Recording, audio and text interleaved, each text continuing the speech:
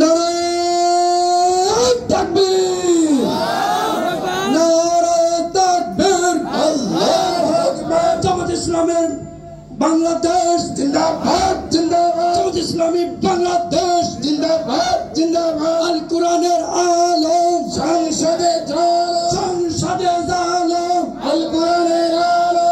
জামাত শিবির জনতা গড়ে তোলো একতা, জামাত শিবির জনতা গড়ে তোলো একতা। আমরা করতে বলে একটু, আমরা করতে বলে একটু, ঠিক আছে। লিল্লাহি তাকবীর, আল্লাহু আকবার। হালকা বড়, হালকা বড়। আলহামদুলিল্লাহ,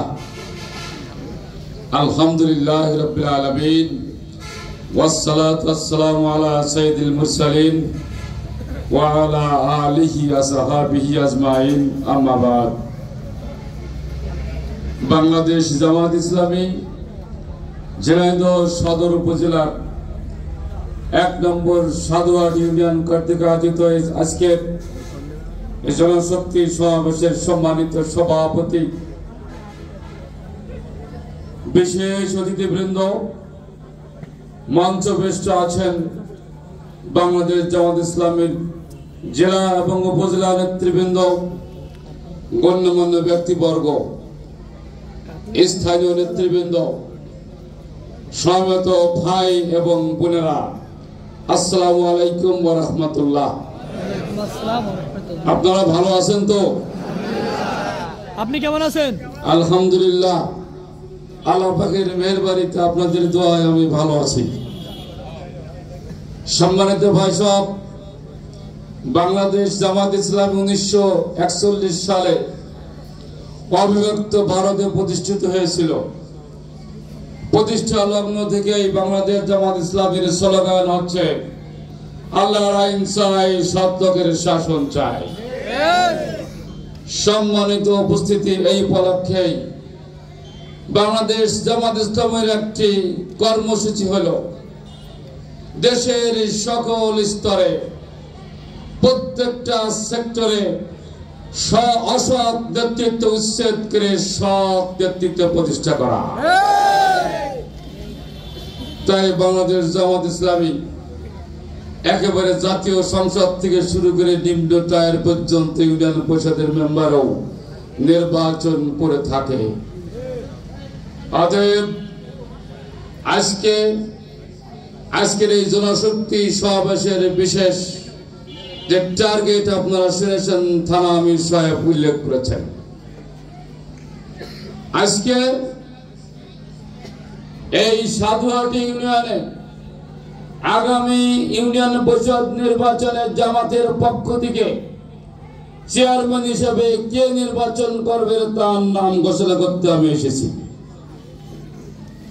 এবং অন্যান্য মেম্বার, মহিলা প্রার্থী সবগুলো এখানে ঘোষণা করবে ইনশাআল্লাহ। বাংলাদেশ জামাত ইসলামী মনে করে সমাজ থেকে যদি অন্যায়, অবিচার, দুর্নীতি, সন্ত্রাস, সকল প্রকারের সয়লাভ উচ্ছেদ করতে হয়, তাহলে সমাজের সকল স্তরে সৎ নেতৃত্ব স্থাপন করতে হবে। অতএব নবী করিম সাল্লাল্লাহু আলাইহি ওয়াসাল্লামের আমলে জিহাদের মাধ্যমে নেতৃত্ব পরিবর্তন হতো।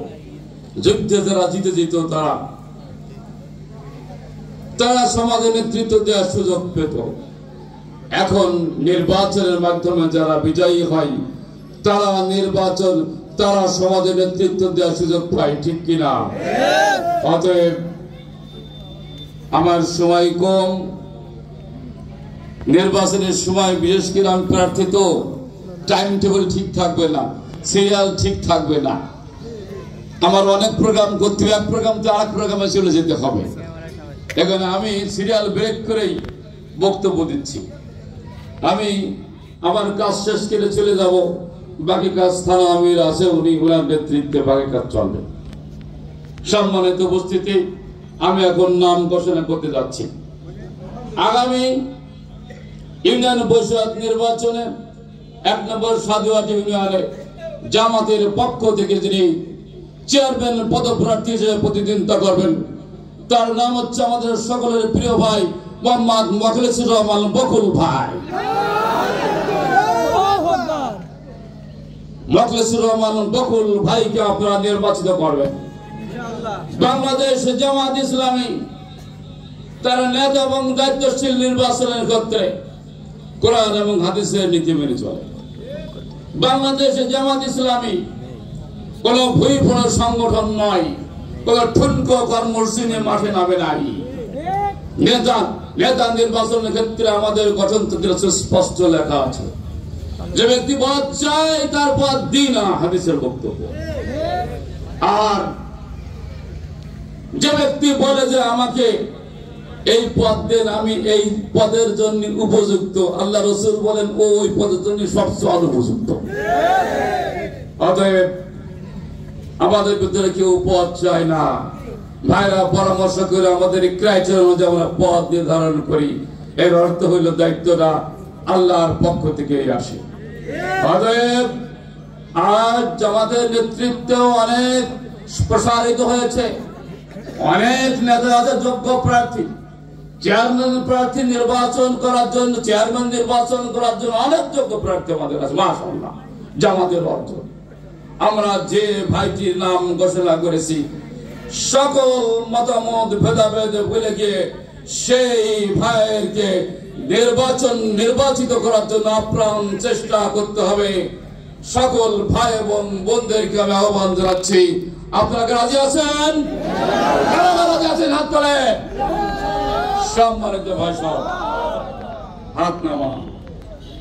বাকি প্রার্থীগুলোর ঘোষণা থানা আমির সাহেব দিবেন। আমি এই কথাগুলো বলেই আপনাদের সুস্বাস্থ্য দীর্ঘায়ু কামনা করে আমি বিদায় নিতে চাচ্ছি।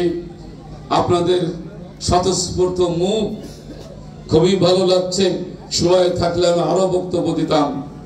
আপনারা যে সকল কাজকাম, সাংসারিক কাজ, ব্যবসা ইত্যাদি ফেলে রেখে এখানে এসেছেন, ইসলামী আন্দোলনের ডাকে সাড়া দিয়েছেন, তার জন্য আপনাদের ধন্যবাদ, মোবারকবাদ জানাই। আগামী দিনে বাংলাদেশ জামাত ইসলামী যে কোনো আন্দোলন সংগ্রামের কর্মসূচিতে স্বতঃস্ফূর্তভাবে অংশগ্রহণ করবেন, এই আহ্বান রেখে আমার বক্তব্য শেষ করছি। আসসালামু আলাইকুম ওয়া রাহমাতুল্লাহ।